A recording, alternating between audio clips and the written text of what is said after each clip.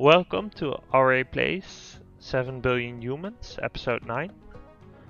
We got left off at Intro to Calc for Art Majors.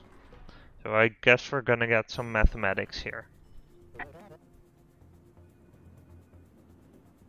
What's 4 plus 2?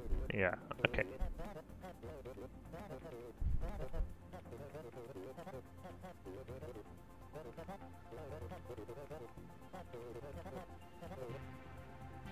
Okay. Yep, so we have a calculator command. So we pick up, or actually, let's, and set it back on the ground again. We don't need to set it down in the same place. We calc my item plus 1. Then we set then we write to the cube mem1, and then we drop the cube.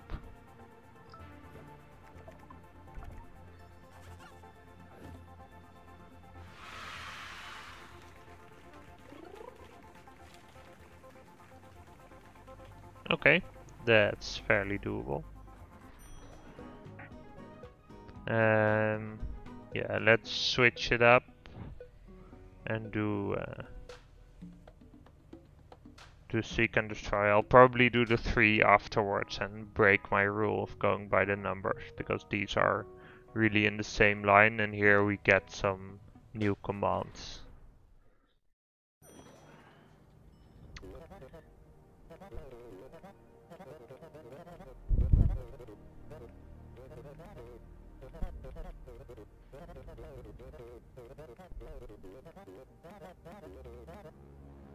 Oh, okay, cool.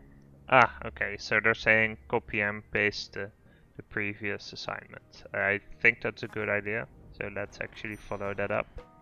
We go to this one, and there's a button at the bottom which says copy, and we'll go to the next one, and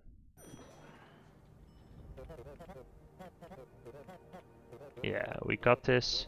So we can just do the thing we did before.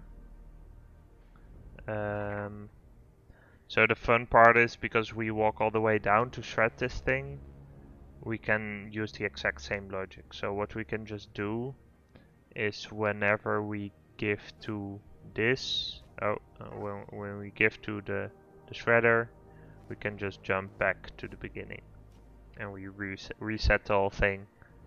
And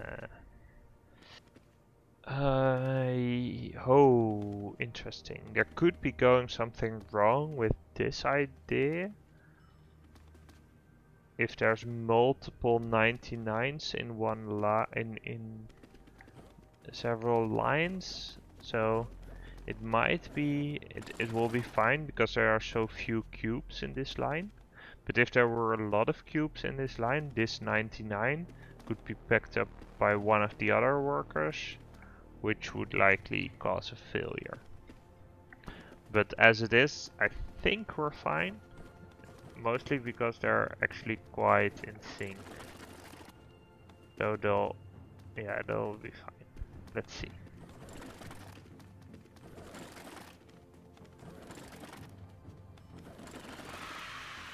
Yeah, it's fine. Awesome. Oh, okay. Awesome. More than 50% of the random tests. Okay. Okay, let's see what happens here. Yeah, so it probably is this thing, right? So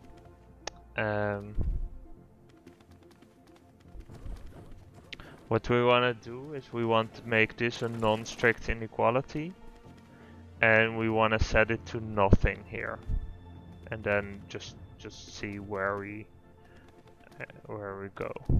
Let's do that.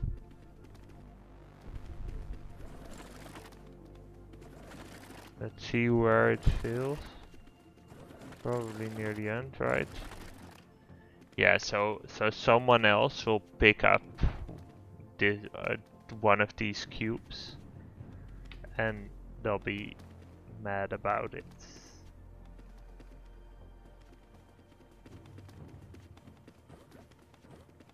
Yeah. Yeah. Okay.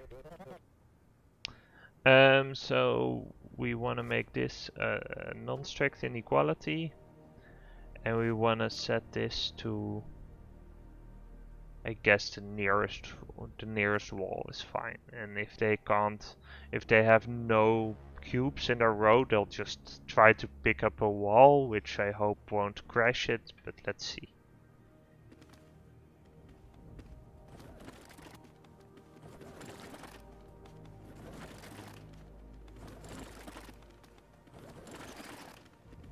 Yeah, that's fine. They'll just complain, nothing to pick up. Okay, so this works. It's just not efficient enough, but it's not a big leap. Okay, let's do the seek and destroy 3 first.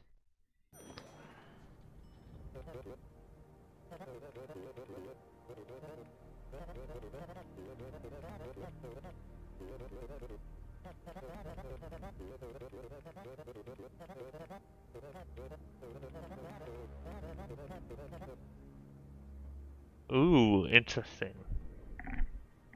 Okay. Yeah, so I mean, we could do this the naive way and have one guy walk through all the cubes, but this, I mean, it is more fun to try and get the best solution. I am still going to copy. I actually probably still have this one. Oh, it's actually auto-remembered the last one, I guess. Oh no, this was what I copied. So this is still with this version. So let's get this out of here.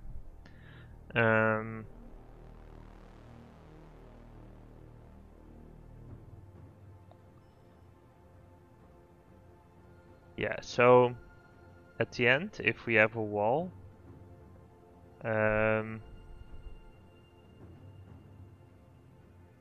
what we should do is pick it up, but then so after we've picked it up, let's jump and we'll move to the next phase. And in that phase we step down until there's a wall.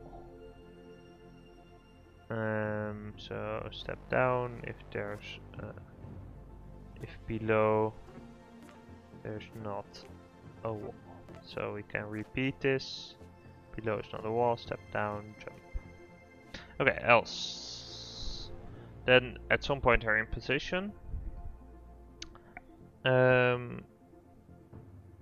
This will be synchronous still.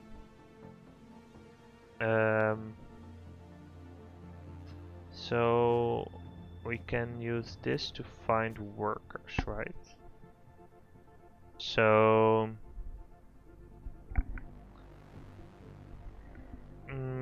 what should we do?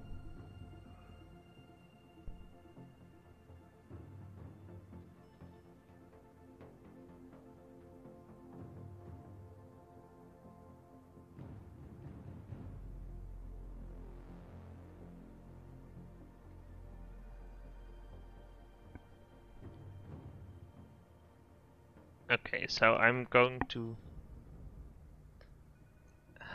Does this make sense? Okay, so what I'm thinking is I want to make people walk away if they're not the lowest. That's what we could do. But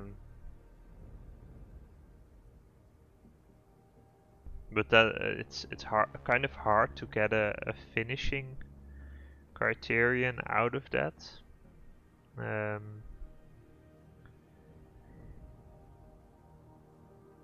We can do the comparison. We can do a bubble sort, but that seems kind of expensive. And how do we know we've stopped?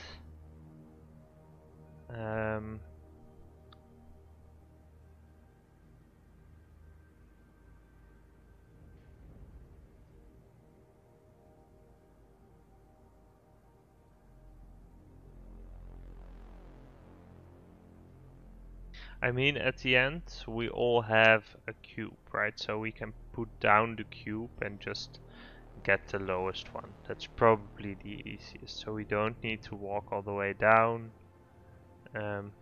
Or yeah, it does make sense to walk all the way down. But then drop it and just have one person. So yeah, else drop.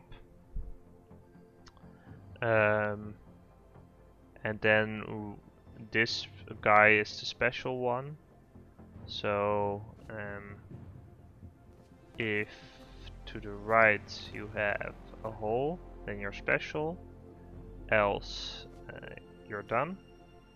So if to the right you have a hole, and we should be in sync still. This is not. Well, okay, so we might be slightly off sync because we have these memory commands set in there which are conditional. So let's see, we set the thing that's on the floor and to memory location 1, and we set nearest cube to location 2, and then we just do this thing, right? So we step to the left, set whatever we're standing on to mem3. If mem3 is smaller equal than mem1, set mem3 to mem1 and set nearest data cube to mem2.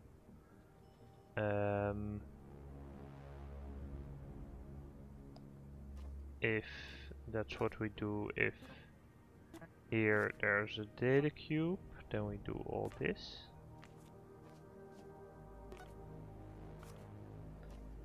Yeah, okay. If there's not a data cube, then we pick up. There's not a data cube, then we pick up whatever is in mem2. We get the shredder. mem1, that's fine. And then give to mem1. Let's see if this works. Oh, there's an extra person there. I didn't even notice her. Okay.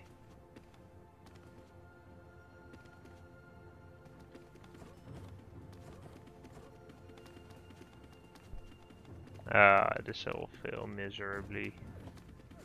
Yeah, there's quite a lot of delay. Okay.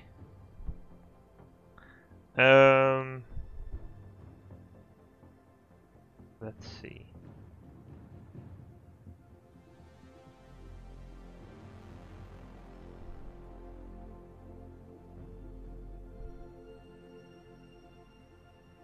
I mean, we can just delay it for like no bit for a couple of steps.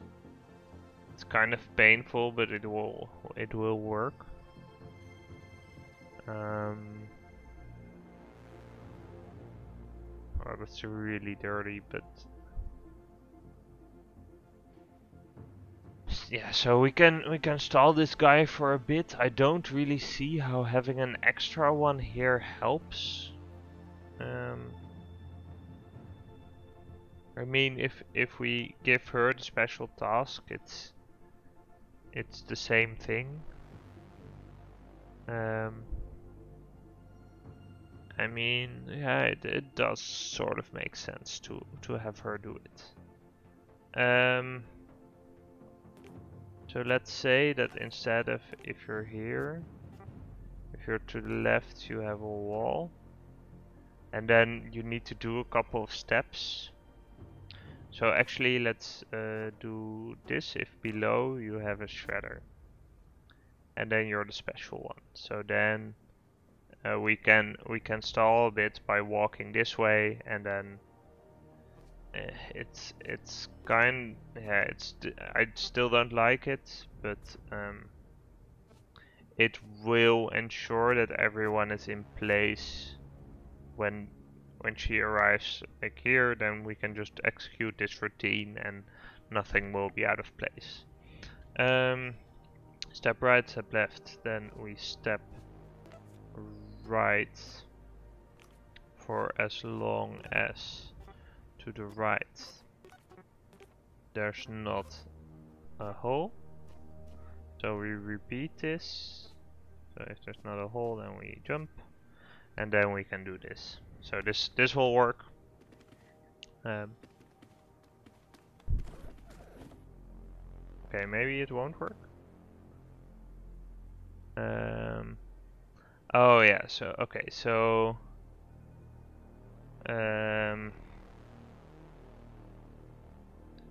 yeah. So we need this whole thing.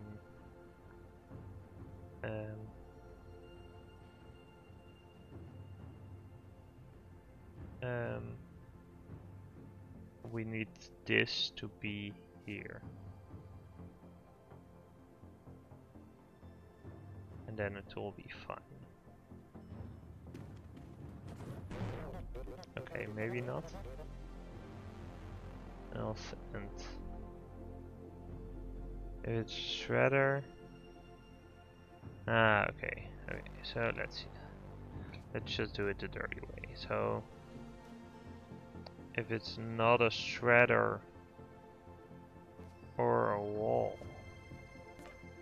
it's not a wall and below is not a shredder, then we step down. Else, if it's a shredder, we do this whole thing, and if it's not, so then we here in the else we do the drop and the end.